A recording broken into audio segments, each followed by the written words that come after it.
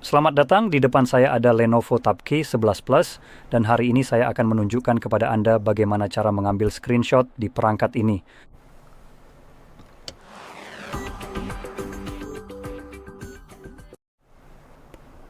Jadi untuk memulai, pertama-tama Anda perlu membuka konten yang ingin Anda tangkap.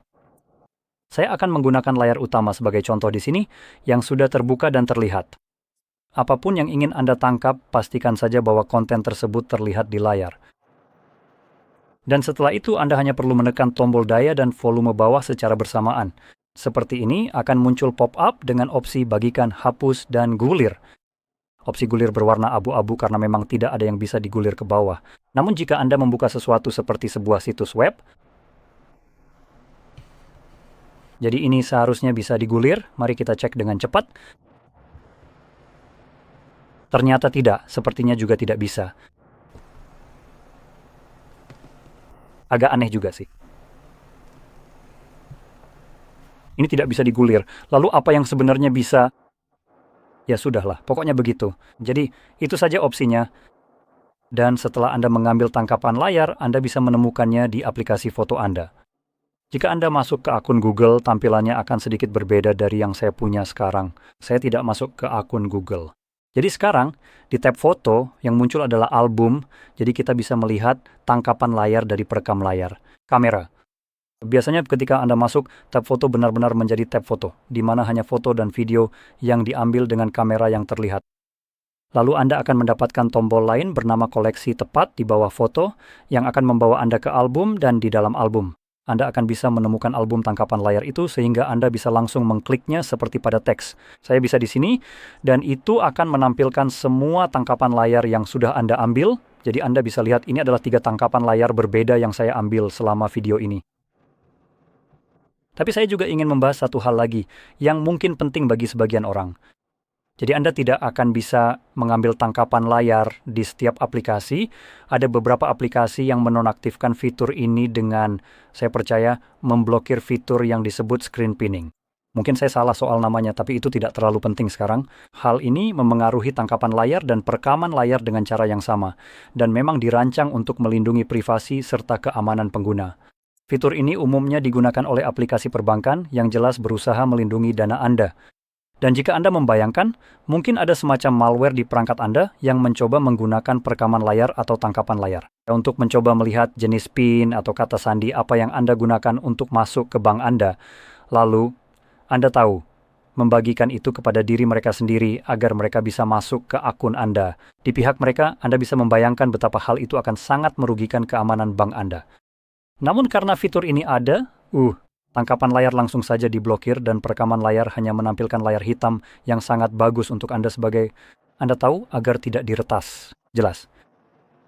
Sekarang fitur ini juga digunakan oleh aplikasi-aplikasi yang menurut saya sama sekali tidak seharusnya menggunakannya, seperti platform streaming, benar-benar semuanya. Jadi mereka melakukannya bukan untuk melindungi privasi dan keamanan pengguna, tapi untuk melindungi diri mereka sendiri dari pembajakan. Seolah-olah itu urusan Anda kalau konten mereka dibajak. Anda, sebagai pengguna perangkat Anda sendiri, seharusnya tidak peduli sama sekali dengan masalah pembajakan orang lain.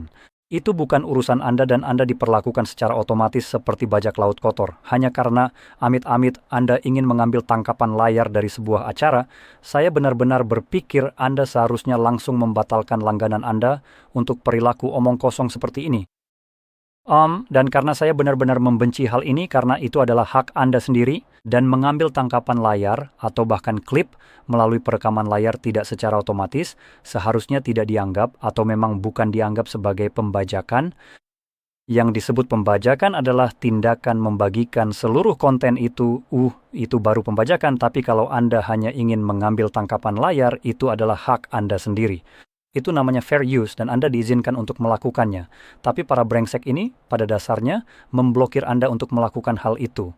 Jadi saya akan menunjukkan kepada Anda bagaimana kita bisa sedikit mengakali hal itu sekaligus mengakali beberapa hal lainnya.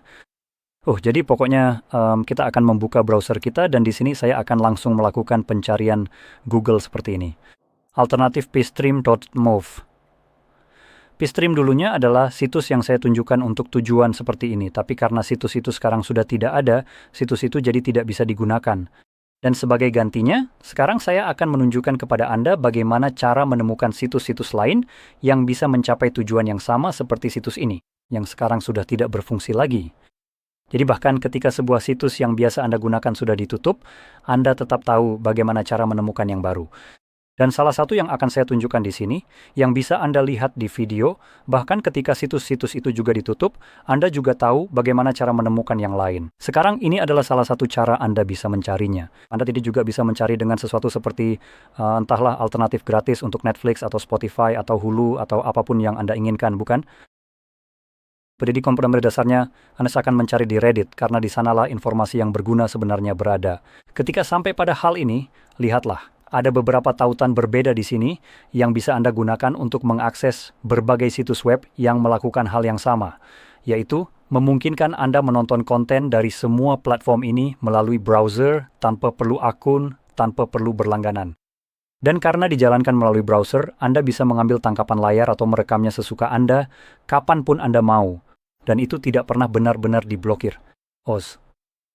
Aplikasi yang harus memblokirnya dalam hal ini adalah Google Chrome, bukan situs web itu sendiri yang menentukannya. Jadi pada dasarnya Anda benar-benar mengakali semacam keputusan sampah dari entahlah Netflix misalnya. Dan Anda mendapatkan kembali kemampuan untuk menangkap apapun yang ingin Anda tangkap.